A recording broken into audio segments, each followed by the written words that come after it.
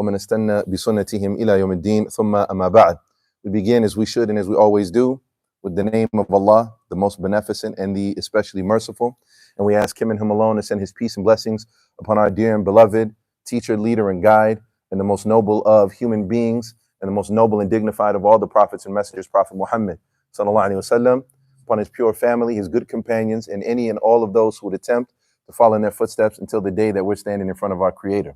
Allahumma ameen.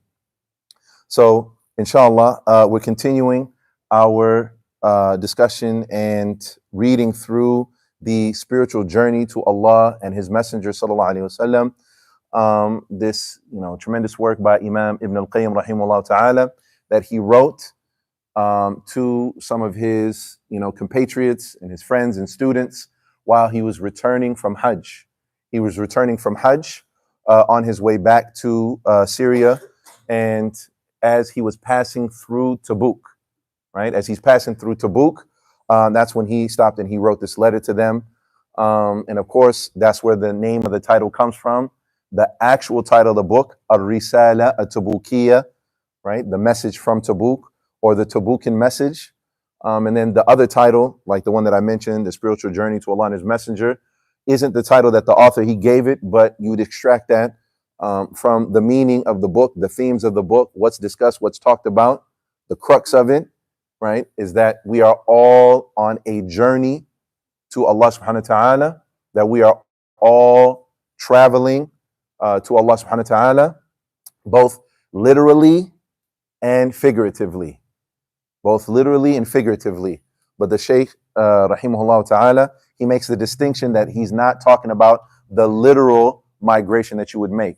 So, for example, if you look in a book of fiqh, the discussion would be, when they talk about hijrah, migrating, it's going to be talking about leaving the lands of disbelief, of kufr, and migrating, abandoning those places and going to the land of iman, tawheed, the land of the believers, where Islam is dominant, right? That's typically what is discussed and talked about when talking about hijrah, yani fi sabilillah.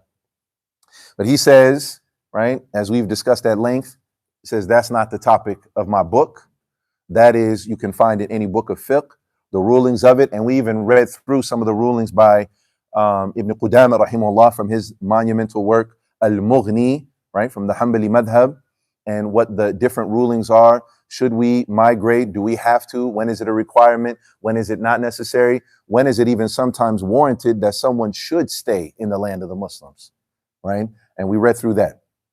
The Sheikh said that's not what I'm talking about, though. But he's talking about the spiritual migration that every single Muslim, every single person who says La ilaha illallah Muhammadur Rasulullah, that you have to be migrating with your heart. That you have to be migrating with your heart and your entire being. To who? To Allah subhanahu wa ta'ala and to His Messenger sallallahu alayhi wa sallam. And that it was essentially broken down into two things. What does it mean to migrate to Allah subhanahu wa ta'ala? And what does it mean to migrate to the Prophet Muhammad sallallahu alayhi wa sallam?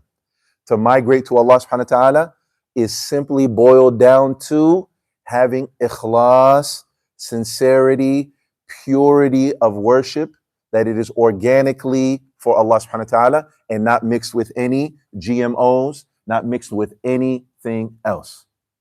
Purely for Allah subhanahu wa ta'ala. Your prayers, your sacrifices, your hajj, your charity, your fighting jihad fi sabilillah, your seeking sacred knowledge, your helping the old lady cross the street, anything that you do of goodness for the sake of Allah subhanahu wa ta'ala, or excuse me, that it should be exclusively and only for the sake of Allah subhanahu wa ta'ala, right? And that is essentially what it means to migrate with your heart to Allah subhanahu wa ta'ala.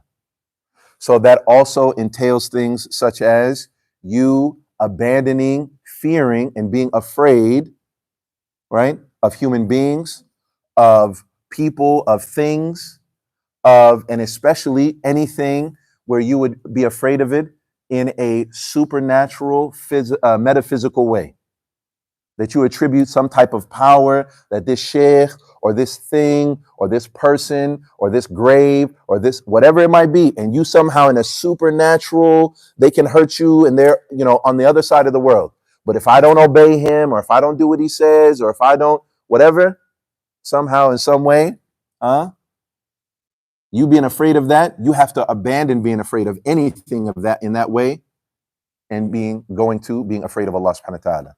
Likewise, loving anything, whether it be other people, whether it be other things, whether it be whatever it is in your life, that you would have to have a certain type of love that is exclusively and only for Allah subhanahu wa ta'ala, where you abandon that thing. And how would you be abandoning it? So for example, you love your wife and your wife tells you or suggests to you to do something that is contrary to what Allah subhanahu wa ta'ala wants. You now have a choice, the one that's sitting in the middle. My wife wants something, Allah subhanahu wa ta'ala wants something. Who do I love more?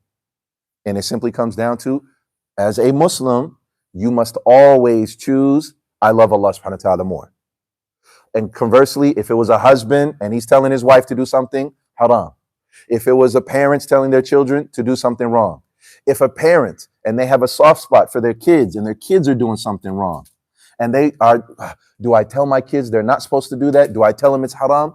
But they're my kids, they're so young. It's okay if they do that for a little bit, or it's not that big. Everybody else is doing it, so I'll let them go ahead and do it, right? Because because I love my kids, and then that means you're doing what? You're choosing them over what Allah subhanahu wa ta'ala wants, i.e., there's an expression of your love that should only be for Allah. You are now somehow giving it over to someone else.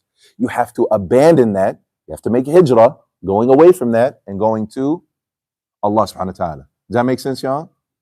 طيب. And it's encapsulated in the ayah, قُلْ إِنَّ صَلَاتِي وَنُسُكِي وَمَحْيَايَ وَمَمَاتَ شيخ لله رب العالمين لا شريك له وبذلك أمرت وأنا أول المسلمين. Allah subhanahu wa ta'ala commanded, right, the Prophet to say, and by extension, all of us. Our motto, our creed as Muslims should be, inna salati, my prayers, wa nusuki, my sacrifices. And we're talking about literal sacrifices, right? So whether it's you sacrificing an animal during Hajj or what have you, or on Eid, or if it means the sacrifice of your time, the sacrifice of your skill, whatever it is, wa nusuki, wa mahyaya, my living, wa mamata, even my death, lillahi rabbil alameen. It all belongs to Allah subhanahu wa ta'ala. La sharika lah. And there's no one who shares with him in that. Wa ana awwalun wa bidhalika umirt. And that's what I've been commanded. Wa ana awwalul muslimin. And I am the vanguard. I am at the vanguard when it comes to submitting to Allah subhanahu wa ta'ala. And that is essentially migrating with your heart. And there was a whole lot of discussion and reading that we went through with that. And then the next following chapters, if I remember correctly, chapter 3, chapter 4, and so on, he talks at length about migrating, again, with your heart. Not the physical migration, but the migration with your heart to the Prophet Muhammad sallallahu alaihi wasallam. And that means what? That is encapsulated in one word, yani ittiba, you following the Prophet Muhammad sallallahu alaihi wasallam, his life, his legacy, and his sunnah. So that means what? My lifestyle, my values, my worldview, my beliefs, my practices, how I use my free time, what I do with my free time, and what things I engage in and indulge in, all of that.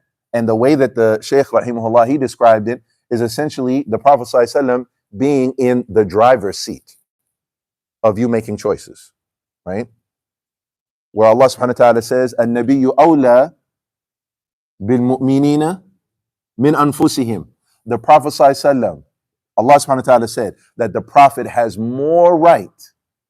He has more right to the believers than their own selves. That means what? I want to choose something. I want to decide something. I feel like something. I wish I could do this. I wish I could wear that. And who has more right to decide on those things? Allah said the Prophet has more right. You have no right. With that regards, meaning what? If the Prophet ﷺ has decided a matter. If he decided something, right? If Allah and his messenger, it's not befitting that what? أَنْ يَكُونَ لَهُمْ خِيرًا. It's not appropriate. It's not befitting. If Allah and his messenger have decided an affair, that the believers, that they have any choice in the matter, right? And this is something that is not always easy, my friend.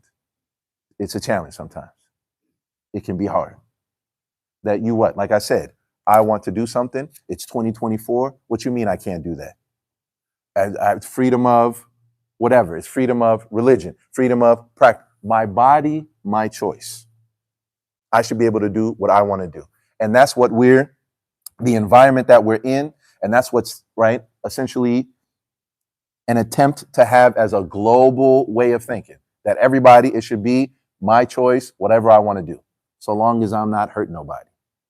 But that's antithetical to someone who has thrown up a white flag. And when I say thrown up a white flag, what does a white flag indicate? Surrender.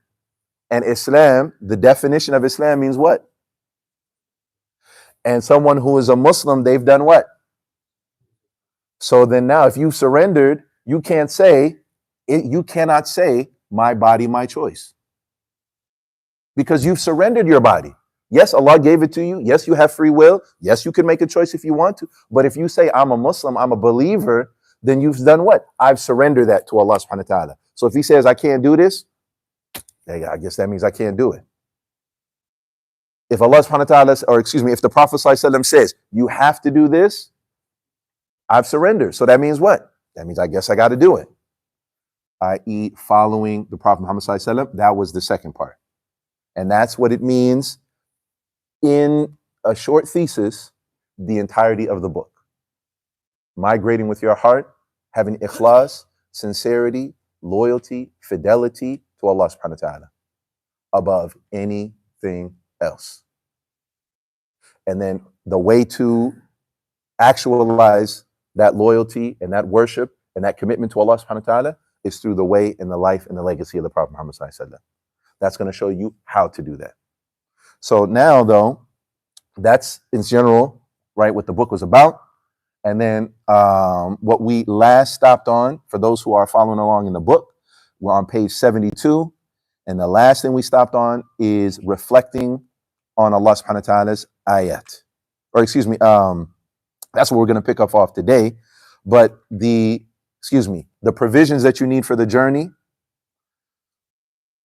the way, the actual path, and the means of transportation, right? I.e., on this journey of surrendering to Allah subhanahu wa ta'ala by worship of him, and that purely being dedicated and only for him, and then by following the Prophet Muhammad sallallahu alaihi wasallam, right? The Shaykh, he described essentially three things. The journey's provisions, which are essentially one thing, right, is sacred knowledge, which is encapsulated in the Quran and the Sunnah, right? That's what you need. Your provisions, meaning if you were on a journey, if you were traveling, you was about to go to the airport, what you finna put in your suitcase, that's what we mean by your provisions, right? What are you going to take with you, and what's going to help you along to sustain yourself, to make the right choices, right? To get off when you need to get off. If there's a connecting flight, you know which way you got to go, what you got to do. Sacred knowledge, the Quran and the Sunnah, right? And then he said, what is the way? And that is, the way to do that is by you exerting yourself, right? And having no fear when it comes to you traveling on that path. Exerting yourself, having no fear of being blamed by people, right? Because of course, once you start living that way, once you start making those choices and that conscious decision to live in that way and commit yourself to that journey, people are going to be like, you're being extreme, you're a try hard, you're doing too much, why are you're so young, why are you're doing all of that? It's just a wedding, what's the big deal? We just hanging out, what's the big deal? We're not doing anything haram, we just going out to, you know what I'm saying, to a restaurant together. What's wrong with that? All the different things people are going to, right? And you can't be concerned about that. وَلَا يَخَافُ لَوْمَةَ لَائِمٍ. You can't be concerned with any of that. I don't care about none of that. All I care about is this pleasing to Allah subhanahu wa ta'ala. That's the way you have to be, right? And subhanAllah, and he mentions some couplets of poetry that really, in a very beautiful way, explain what he means by that. So it mentions فَخُذْ غَمَرَاتِ الْمَوْتِ وَاسْمُ إِلَى الْعُلَى لكي تدرك العز الرفيع دعائم فلا خير في نفس تخاف من الردى ولا همة تصبو إلى اللوم اللائم. Right? And he says, dive into the darkness of death and rise into eminence. Yani, don't be afraid of death. Don't be afraid of whatever might come. But it is through you doing that, by you not caring about anything else, as long as I'm pleasing Allah subhanahu wa ta'ala, he says that will be your rise to eminence. That will be your honor and distinction. He says, thus you will you earn a distinguished and lasting honor, right? No good is there in a soul that fears death, nor in a will that worries about a reproacher's criticism, right? But anyways, and then the third thing, he mentions the means of transportation, right? So he mentioned the provisions you need, the way or the path, and then the means of transportation, and those were a lot of different things. Sidq ma'Allah subhanahu wa ta'ala, ar-ruju' ila Allah subhanahu wa ta'ala, dua to him, and so on, and all those things that we talked about last week. What we stopped on is reflecting on the ayat of Allah subhanahu wa ta'ala. And that's where we'll continue today. So, قال المصنف رحمه الله نفعنا وإياه بعلمه في الدارين اللهم آمين. So the pinnacle of the whole affair, about this journey, this spiritual journey to Allah and His Messenger, and its central pillar is the continued contemplation on Allah subhanahu wa ta'ala's ayat to such an extent that these ayat would overpower one's thoughts and fascinate one's heart. When the Quranic meanings replace the heart's passing thoughts, when these meanings take charge of a person's heart so that it only turns to them, i.e. these Quranic meanings, for help and security, when this is fulfilled, his journey is smooth, his course becomes manifest, and even if it appears as though he is standing still, he would in fact be moving ahead so fast like he is racing the wind. As Allah subhanahu wa ta'ala mentions in his glorious book, بعد أعوذ بالله من الشيطان الرجيم وترى الجبال تحسبها جامدة وهي تمر مر السحاب صنع الله الذي أتقن كل شيء إنه خبير بما تفعلون. This is ayah number 88 in Surah An-Naml. It says, you see the mountains and think them firmly fixed, but they pass as the passing of clouds. It is the work of Allah subhanahu wa ta'ala who perfects all things. Indeed, He is acquainted with all that you do. So one might ask, you've pointed to a great aspiration. Would you disclose the door that opens into it and would raise the curtain that conceals it? Would you reveal how thoroughly to understand these meanings of the Quran and how to reflect upon its extraordinary delights and treasures? We have in our hands the books of tafasir of various imams. Are they any additional interpretations beyond what they have already done? I will then present in the next chapter some examples that may be followed and taken as guides in this endeavor. So the Shaykh here is essentially pointing to the fact that in order for you to have a sustained journey where you're able to go from beginning to end, is that you need to essentially have a relationship with the Quran.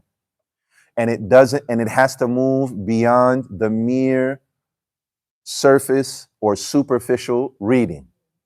So superficial reading would be, well, for example, all the times that you have to read the Quran. So for example, you have to read in Salah, right?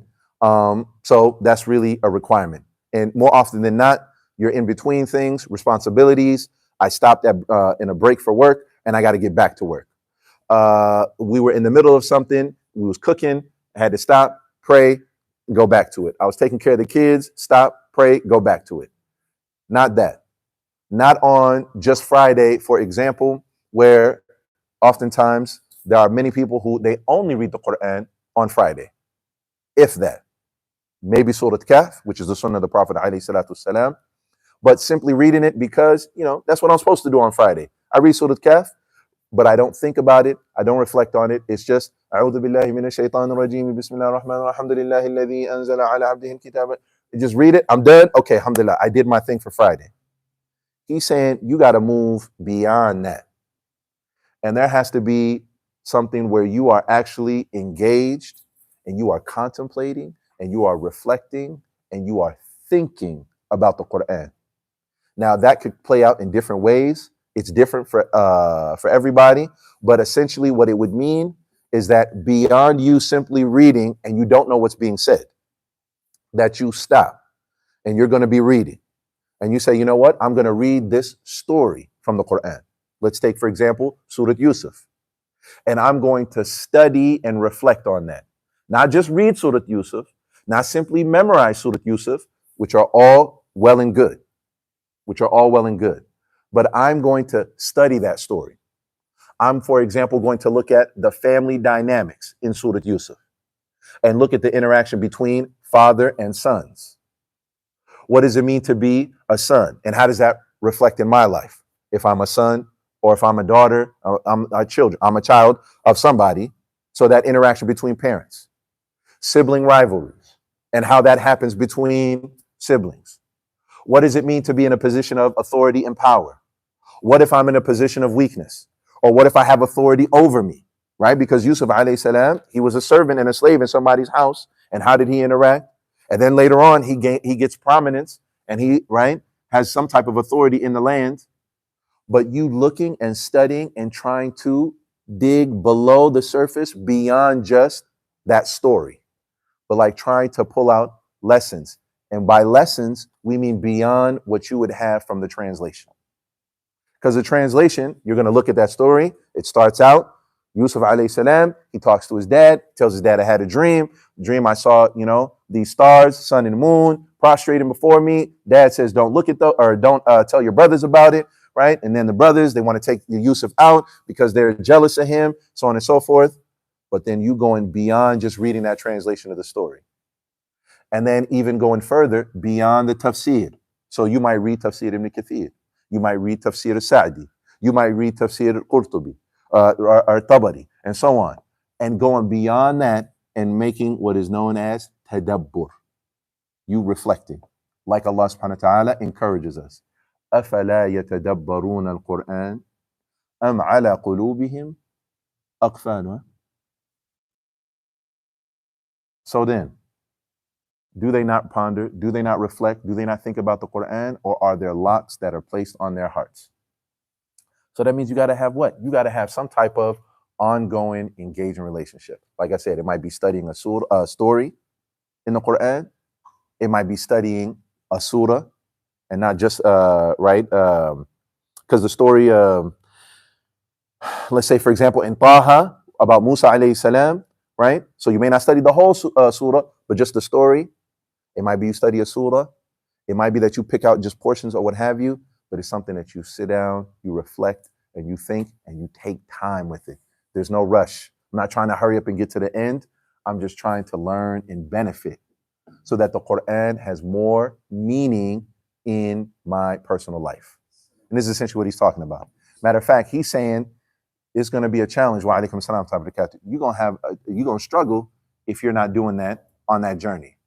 If you are having difficulty in the journey with your heart to Allah and His Messenger, then that's maybe where you need to go back to, is looking at your relationship with the Quran. Because whose words are the Quran, y'all? They're Allah subhanahu wa ta'ala's words. So a way to migrate to Allah subhanahu wa ta'ala, to strengthen your love and your connection with Him, one of the best ways to do that is through the Quran. Now, so tayyib. So now what he's going to do, right? And he made it into a question towards the end, right? So he said, as if somebody's asking him, yo, those are some wonderful aspirations. You're talking about reading the Quran, reflecting on it, and so on and so forth, and that it's going to help me on the journey, right? Those are great aspirations. So are you going to reveal to us how to do that? Are you going to pull back the curtain so we can see exactly how to do that? And so the next chapter, chapter 9, starting on page 73, he's going to give an example, like a practical example of how to look beyond the, like I said, surface level meanings of the Quran, or simply just the translation and what anybody would get from that. He's saying, I'm going to give you guidelines on how to go beyond that, right? And the way he's going to do it, he's not going to say this is a guideline number 1, number 2, but it's just going to be a practical exercise. He's going to take some verses from Surah Al-Dhariyat, and then he's just going to go through that. So 1, 2, pause here for a second. So they already prayed Isha. And I see y'all come right now, right? I take it 7. No. So we prayed like right when it came in. So just so y'all.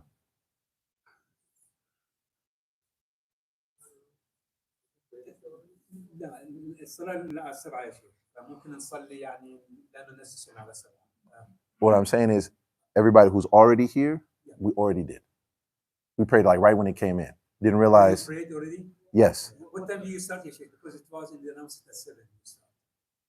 So it's we just prayed at 6:38, 6:40. Okay. But your halaqa starts at 6:30.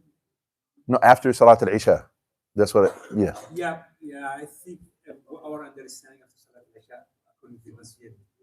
Okay, that's our fault. I just misunderstanding. Khalas. But we can. So next week, inshallah, we'll make that change. Take 5 minutes to make our Isha.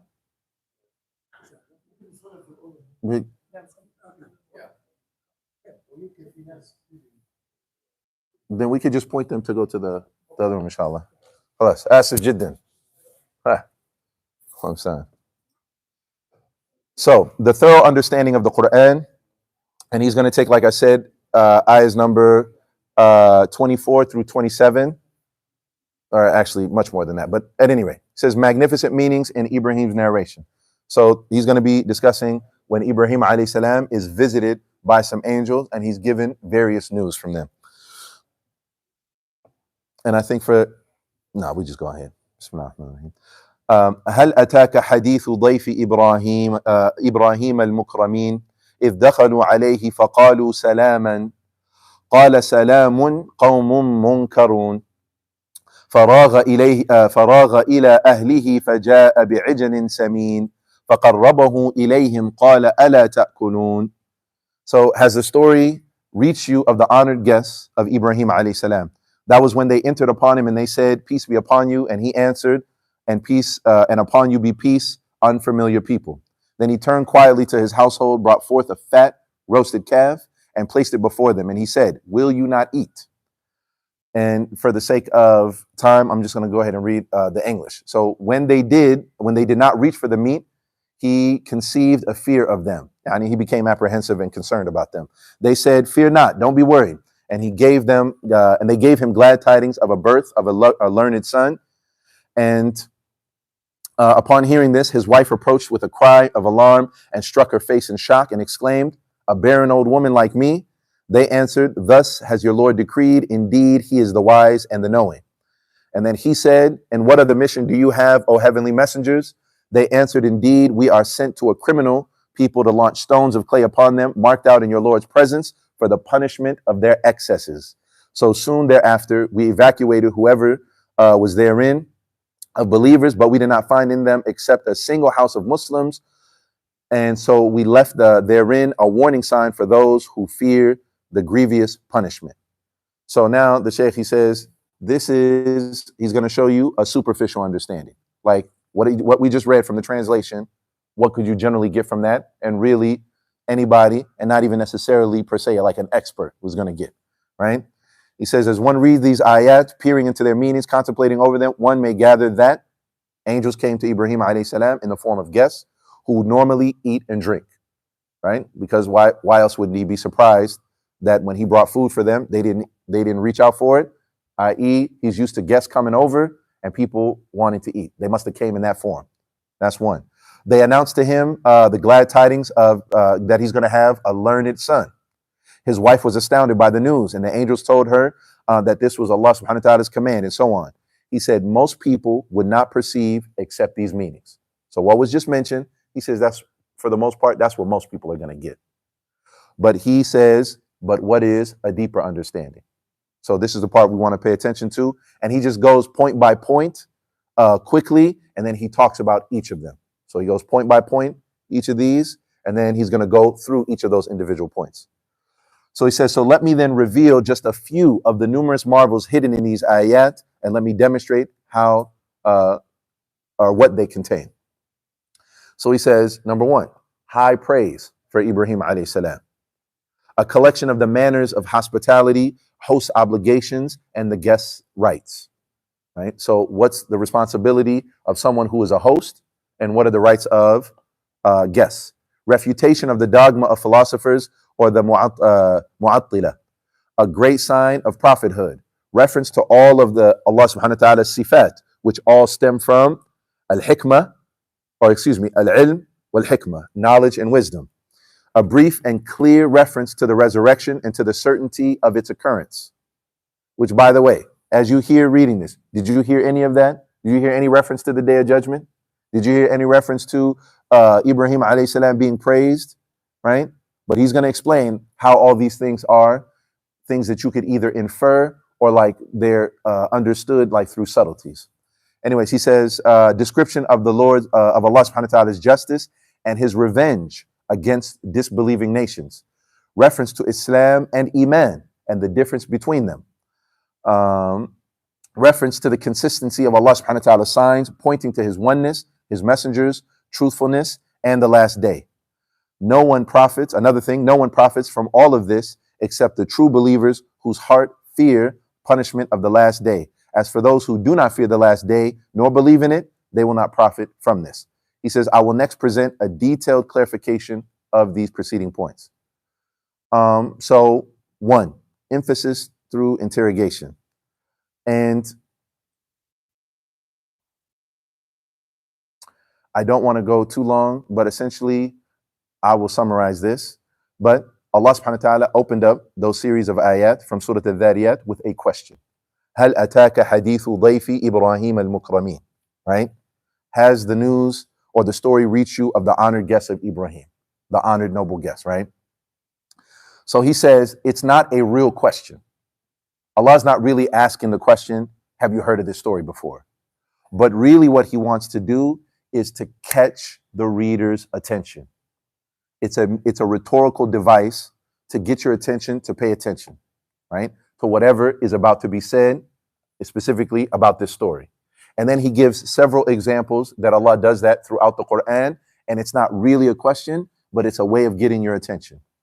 So for example, Allah subhanahu wa ta'ala says, هل أتاك حديث موسى in Surah Taha, or هل أتاك نبأ الخصم, or هل أتاك حديث الغاشية. All of these, Allah subhanahu wa ta'ala asks that question, and it's a means of getting your attention. So what is another way or literary device that Allah subhanahu wa ta'ala uses in order to get your attention in the Quran that we've talked about? What are some different ways that Allah gets your attention? By swearing. Like what?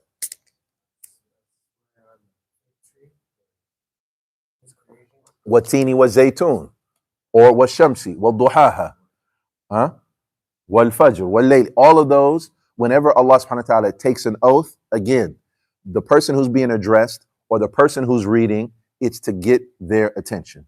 So in the case of an oath, if Allah, first of all, Allah's speech is already serious and should be paid attention to. But if Allah took an oath, then it must be really serious what he's about to say.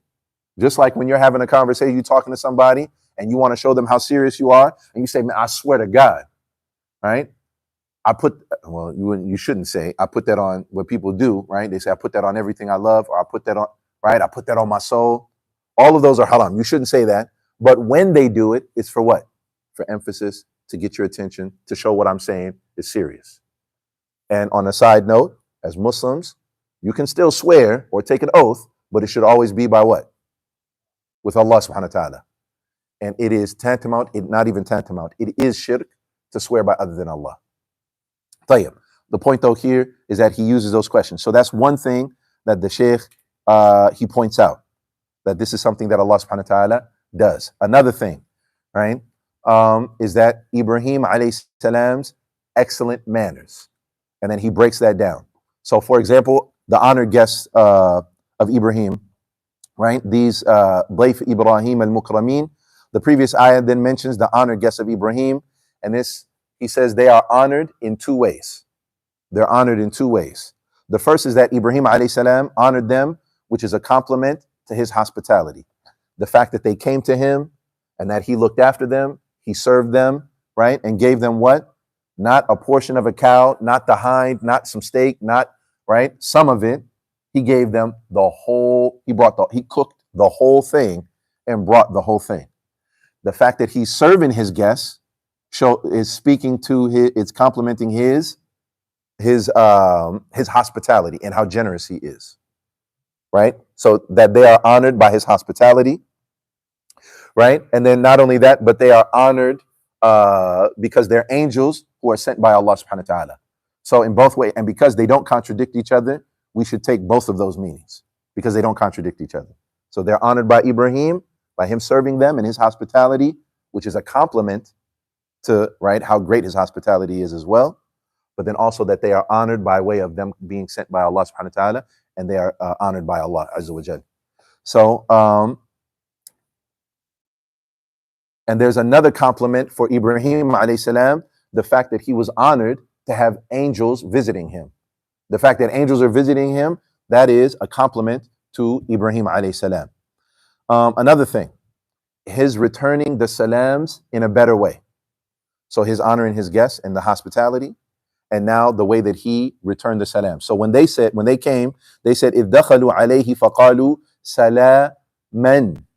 سَلَامًا. Right? Fathatan. Right? And he responded by saying what? قَالَ سَلَامٌ. سَلَامٌ. قَوْمٌ مُنْكَرُونَ. So that said what? That when they entered upon him and said to him, peace be upon him, he answered, upon you be peace, O unfamiliar people. And again, to summarize. So what they answered with is what is known as jumla fi'liya. It is a verbal sentence. And verbs are connected to time. It is either happening in the past, in the present, or the future. Jumla fi'liya, right? Right? So for example, the man is running, right?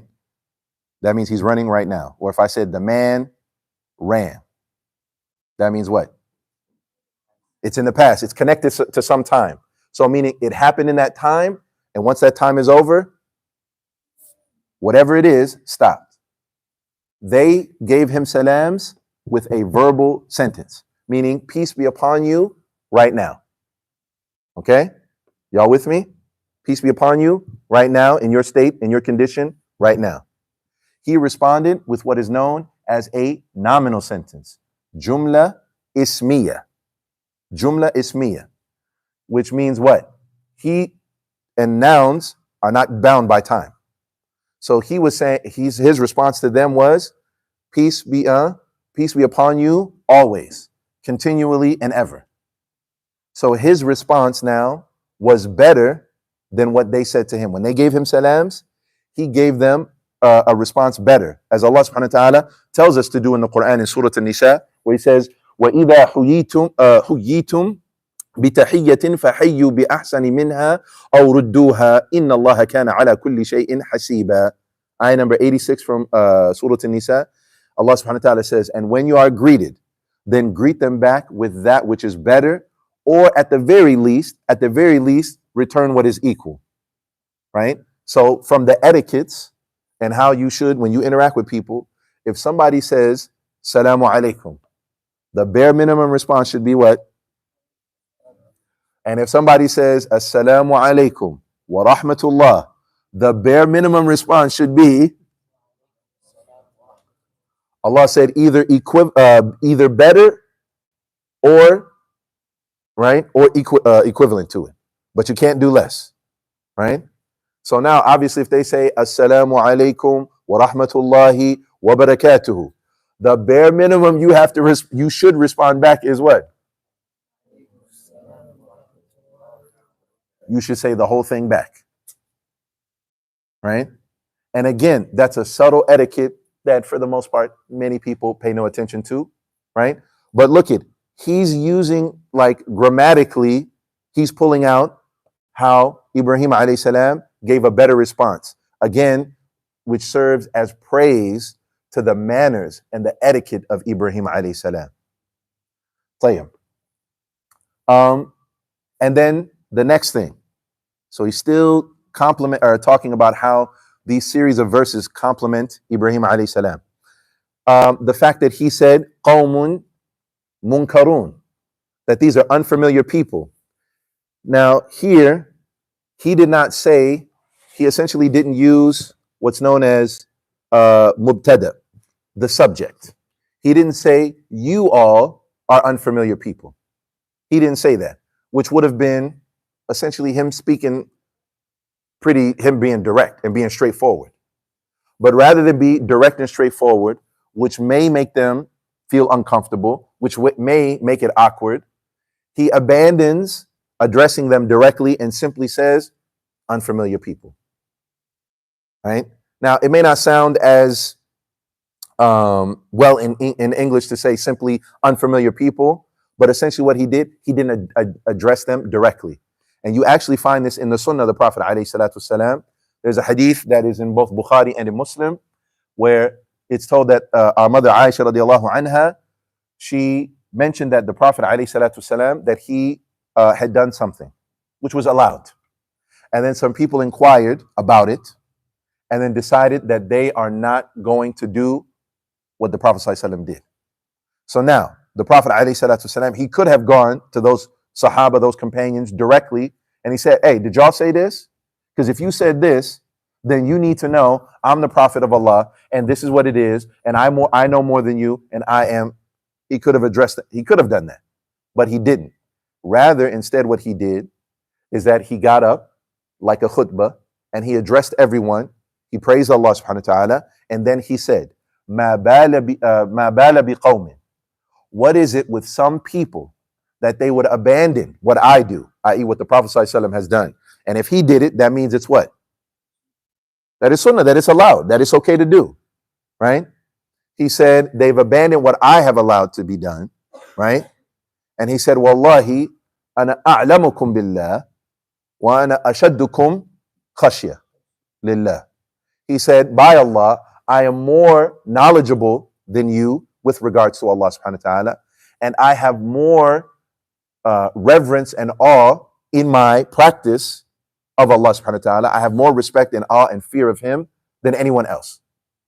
My point though is that what? He did not address them directly, right? But they were most likely what? In the audience. So when he got up and addressed them in the masjid, then they would have heard. And so if it was them who said it, then they know what's up. He's dealt with the issue, but he didn't embarrass them. He didn't, right, become confrontational with them. He did it in such a way that essentially saved them face, which of course means what? They're more likely, they're more inclined, right, to do whatever it is that he's suggesting to them. So from us, we can learn that what? Whenever you want to reprimand somebody, whenever you want to advise somebody, whenever you want to, right, tell somebody something, especially if they're doing something wrong, then you want to what? Pull them aside, talk to them privately or whatever, instead of embarrassing them, telling them in front of everybody, calling them out, or putting them on blast, as they would say. Now, tayyib. And so Ibrahim alayhi salam,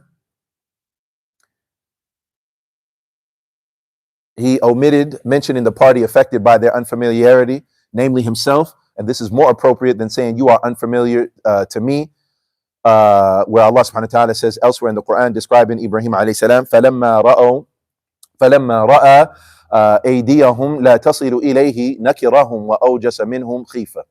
But when he saw their hands not reaching for it, he deemed their conduct strange and became apprehensive of them. So not only did he not address them directly, you all are unfamiliar. Y'all are unfamiliar people. What y'all doing here? The second thing is, he also didn't mention who they're unfamiliar to. Now, it's obvious they're unfamiliar to him. That's why he's saying it. But not only did he mention them, he also omitted himself. He didn't say, y'all are unfamiliar to me. He simply said, unfamiliar people. And again, it is a subtle way of, even in the manner and the way that you address people, that you take into consideration how you don't want to offend them, hurt them, or what have you, right? Again, say this is high praise for the manners and the etiquette of Ibrahim alayhi salatu salam. Then the next thing he mentions are the good manners of hospitality.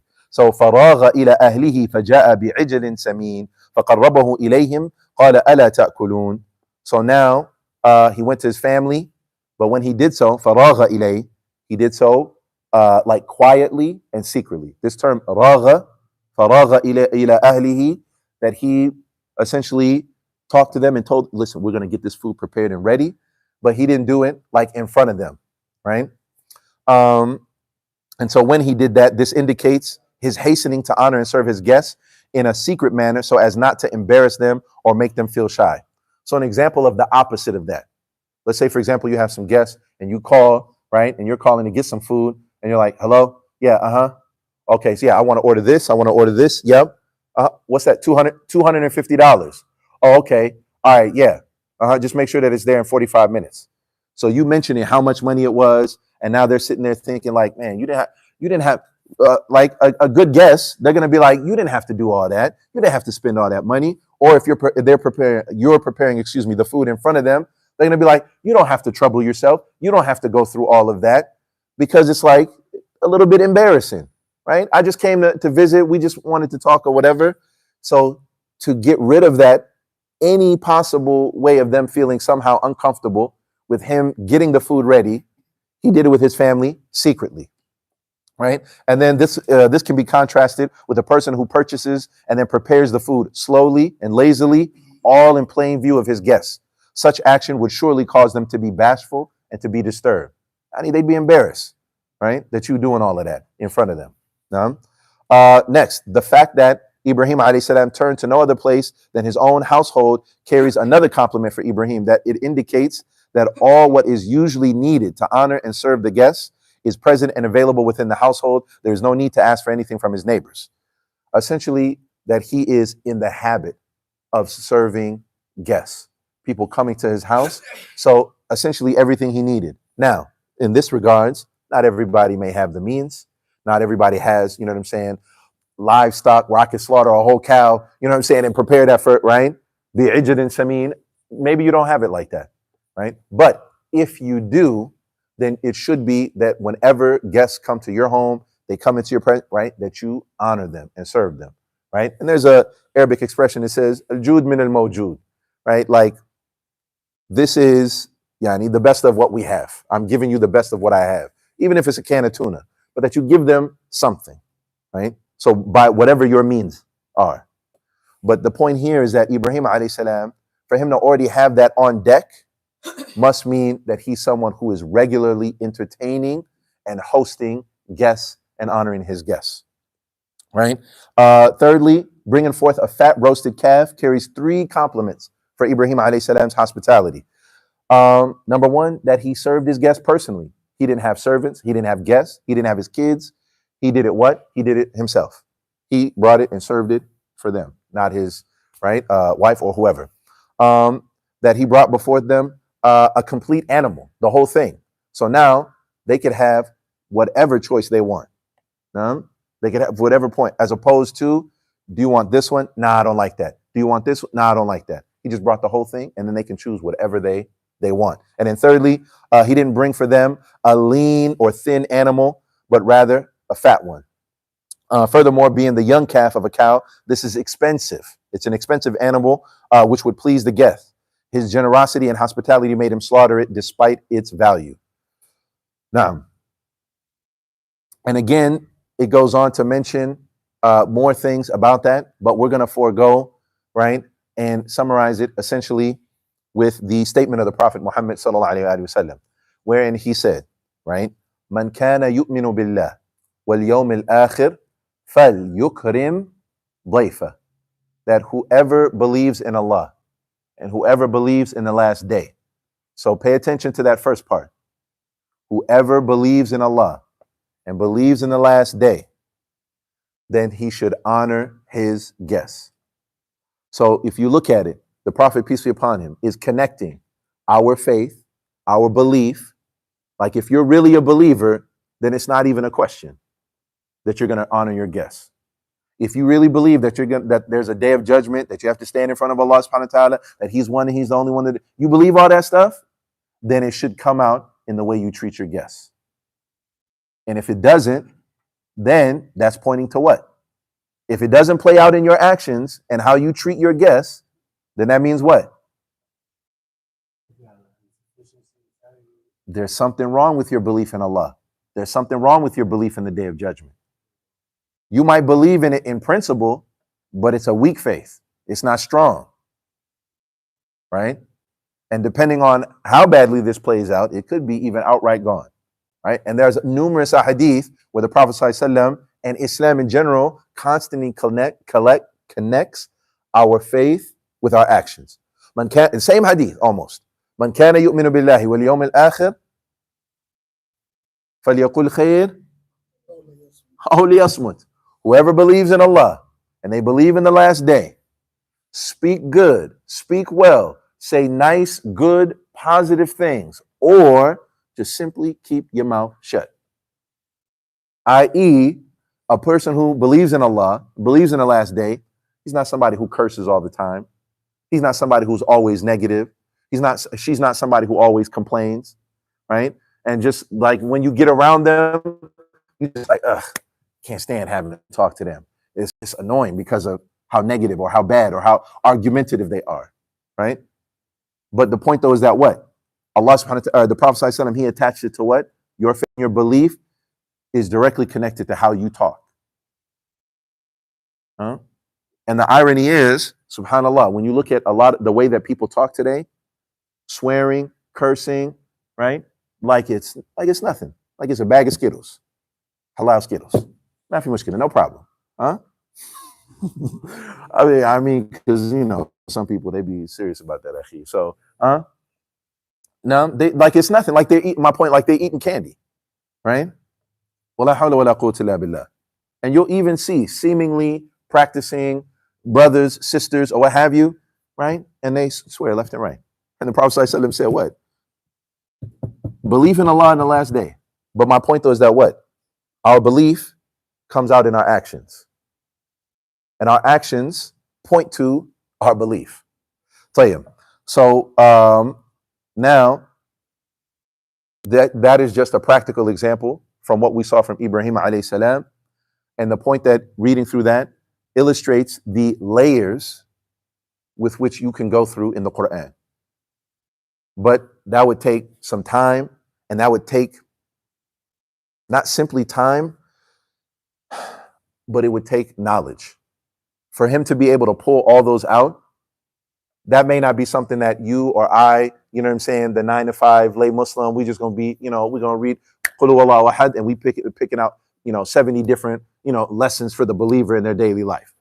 That may not be happening next week, but it does require knowledge of language, the Arabic language, balagha, nahu, sarf, fiqh, tafsir, aqidah, and so on, right? And so you can infer the fact that he's saying you want to reach and have those aspirations to be able to connect with the Quran like that. It does mean that you also need to engage yourself in some type of learning when it comes to the deen in order for you to be able to do that. Y'all understand that? Because you're not going to be, he's telling you, look, you got to do that, i.e. connect with the Quran in that way. You ain't going to be able to do that if you don't have some type of learning. Does that mean you have to be an outstanding scholar, a graduate from institution such and such, Azhar or Malaysia or Pakistan or Medina or whatever? No. But it does mean the more you want to connect, the more you're going to have to work at it.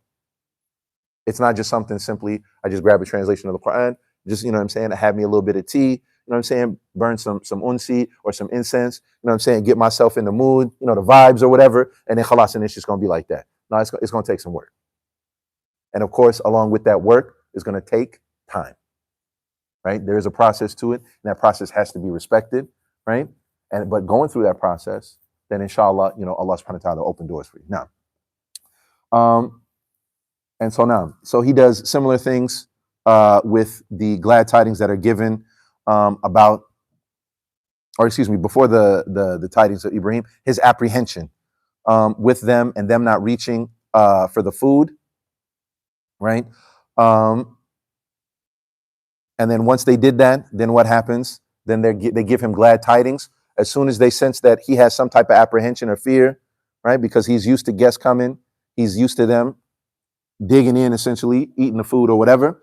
When they don't do that and they sense that he's afraid, they jump right to give him the glad tidings. Like, listen, don't worry. We're giving you glad tidings of your son Ishaq, not Ismail. So the glad tidings in this, bi ghulamin alim. And whenever you hear that in the Quran, ghulamin alim, that is speaking about Ishaq.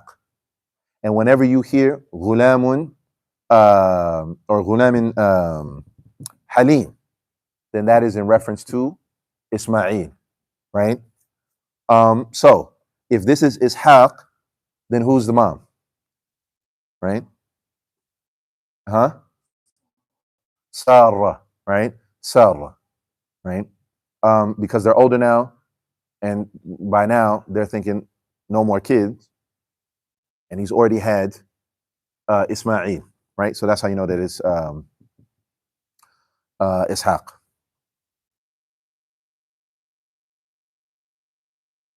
Anyway, so this child was Ishaq, not Ismail, because his wife was surprised and mentioned that a barren old woman like herself cannot bear any children. As for Ismail, he was the firstborn child and was born from his younger concubine, Hajar. And Allah subhanahu wa ta'ala clarifies this in the following ayah, وَامْرَأَتُهُ قَائِمَةً or قَائِمَةٌ فَضَحِكَتْ فَبَشَّرْنَاهَا بِإِسْحَاقَ وَمَنْ وَرَاءَ إِسْحَاقَ يَعْقُوبَ. Now, so then he mentions the affirming of Allah subhanahu wa ta'ala's attributes. So now it's on ayah 30, and this is page 82, but affirming Allah subhanahu wa ta'ala's attributes, again, from these ayat. So in this next ayah, it says, قَالُوا كَذَلِكَ قَالَ رَبُّكِ إِنَّهُ هُوَ الْحَكِيمُ الْعَلِيمُ. So they replied, when she responded by saying, how am I supposed to have children? I'm an old woman, right? We're old right now. How are we getting kids? And they said, that thus has your Lord decreed, and indeed he is the wise and the knowing. So the angels reply, affirms the attributes of Allah subhanahu wa ta'ala's speech, and it also affirms Allah subhanahu wa ta'ala's attribute of wisdom and knowledge, which are the source of creation and decree. All of Allah subhanahu wa ta'ala's creation as well as his decree and law result from his knowledge and wisdom. Furthermore, knowledge and wisdom include all of Allah subhanahu wa ta'ala's other perfect attributes. Allah subhanahu wa ta'ala's perfect knowledge implies his perfect life and all that derives from it, such as the support for all of his creation, that he is Al-Qayyim, his might, that he is Al-Qadir, that he is Al-Baqi, the perseverance, that he is As-Sami', the hearing, and that he is seeing, that he is Al-Basir, and his perfect wisdom implies perfect will, justice, mercy, benevolence, generosity, and kindness. It implies perfect judgment in doing things in the best possible way. It also implies justly decreeing and delivering rewards of or punishment. All these meanings then derive from Allah subhanahu wa ta'ala's name, Al-Hakim, the wise. And this is the Quranic style whereby all these great matters are related to the attributes of wisdom. It strongly rebukes those who claim that Allah subhanahu wa ta'ala created all of the creation futilely and uselessly without any wisdom. So we're going to stop here. This is the last part that I essentially want to explain, and we'll stop here, inshallah. So look at what he's talking about is that the only two names that are mentioned are Al-Hakim, that Allah is all wise, and that he is Al-Alim, that he is all knowing.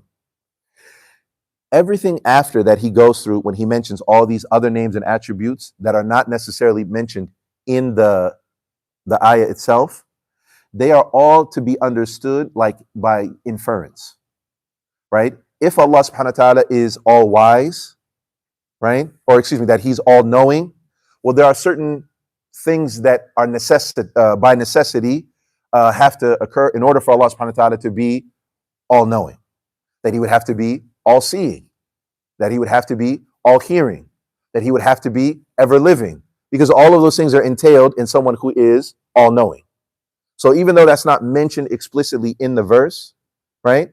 That's when he says that all of those affirming those two attributes, they affirm, or excuse me, names, they affirm all these other names and attributes. That's how he's doing it. That they are implied or that they are inferred, right, by necessity. If Allah is this, then he must be this. If he is this, then he must be this, right? So that's essentially because you might be saying like none of those things are mentioned in the ayah. That does require, right? That does require, in order to have a greater grasp and hold on what he's talking about, to have some idea about the names and attributes of Allah subhanahu wa ta'ala and some principles related to them, right? And I would encourage you, there is a book to read about that not only talks about some of those principles related to that, but the meanings and application of the names and attributes of Allah subhanahu wa ta'ala. There's a book by Sheikh Abdul Rahman As-Sa'di, or Sa'di, depending on how you say it. And it's called the Names and Attributes of Allah subhanahu wa ta'ala. It's a book that's translated in English. You can get it off of Amazon. There's also the PDF. But it's called, the 99 Names and Attributes of Allah subhanahu wa ta'ala. Right? And again, this thing specifically that he's talking about allows one to better understand who Allah subhanahu wa ta'ala is. The idea and the point of knowing the names and attributes of Allah is so that you can have or better understand who Allah subhanahu wa ta'ala is. Right? You cannot totally encapsulate and fully understand Allah subhanahu wa ta'ala, right?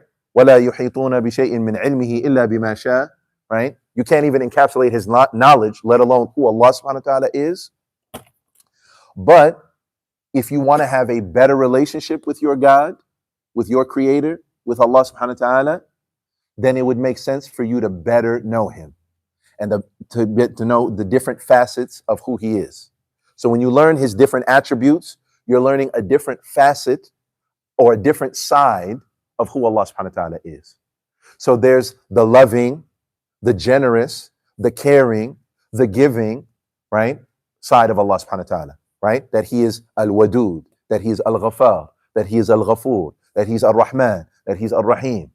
And then there's this other facet, there's this other side of who Allah subhanahu wa ta'ala is, that he's shadidul iqab, that he's sari'ul hisab, that he's shadidul iqab, right? That he's swift in his taking account, that he's harsh and he's firm in his punishment, right? Those are now two different aspects, right? Those are two different aspects. And the benefit of that is what? That it's supposed to impact my personality, that it's supposed to impact who I am. These are the ones that I mentioned, that he's the loving, that he's the compassionate, that he's the giving. That's supposed to inspire in me that I love Allah subhanahu wa ta'ala, that I want to make him happy, that I have hope in his generosity because he's right. He's al-Jawad, he's al-Kareem. And so it inspires and motivates me. And then the fact that I know or I learn about him from the Quran, from the Sunnah, that he's swift in his accounting, that he's harsh in his punishment, that he has a hellfire, etc. That what? That I'm afraid to displease Allah subhanahu wa ta'ala, that I'm afraid to disobey him because of who he is. So that's the benefit of you knowing the names and attributes of Allah subhanahu wa ta'ala. Does that make sense, y'all? So the more you want to get closer to Allah subhanahu wa ta'ala, the more you want to improve in your relationship with him, the more you learn his names and attributes. Right? طيب. And I'll show you one more example. So the fact that his name is Al-Hakim, that's his name, right? So, because somebody might say, well, what's the difference between a name and attribute? Because you hear the names and attributes of Allah. The difference is, right, one of them is a name of Allah subhanahu wa ta'ala. So let's say, for example, let's say we have somebody here and his name is Muhammad, right? Muhammad is his name. And we'll say Prophet Muhammad sallallahu alaihi wasallam, right? Prophet Muhammad sallallahu alaihi wasallam, right? What is another name that he has that if you called him or you spoke to him, what would be another name that he has? Right? Where's that from?